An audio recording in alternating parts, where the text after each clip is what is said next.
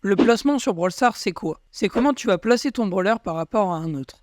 Aujourd'hui, on va parler des placements sur Brawl Stars et comment se placer face à un adversaire. Petite précision, je ne suis pas le premier à faire ce sujet, il vient de Blarod, mais je trouve ça important de le refaire, puisque la dernière vidéo sur le sujet date d'il y a plus de 2 ans. On va voir 3 types de placements. Un pour les long range, donc ceux qui tirent à longue distance, comme Polly ou Colt. Les mid-range, qui tirent à moyenne distance, comme Colette ou Nita. Les close range, qui sont le plus souvent des tanks, et qui tirent donc à courte portée, comme El Costo ou Shelly. Pour les long range, il va falloir les jouer sur des maps ouvertes, pour qu'ils puissent profiter de leur distance de tir. Pour le placement, tu devras te mettre au centre de la map, ce qui te permettra de pouvoir contrôler le terrain.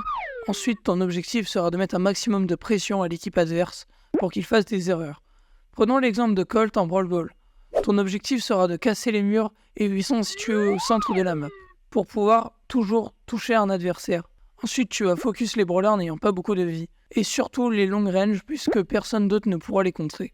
Pour les mid-range, l'objectif sera de charger votre ulti, puisque souvent il est très utile, comme pour Draco ou Cordelius. Il faudra se mettre sur les côtés de la map et attaquer ceux qui ont une courte portée. Comme ça, vous ne prendrez pas de dégâts et vous pourrez faire très mal une fois que vous aurez votre super. Dans ce qui concerne les close range, il faudra une map avec beaucoup de murs pour que les autres soient obligés d'être proches de vous. Il ne faut pas avoir peur de prendre des dégâts en allant les attaquer puisque vous aurez beaucoup d'HP. Le but sera d'éliminer les lanceurs et les long range de l'autre équipe.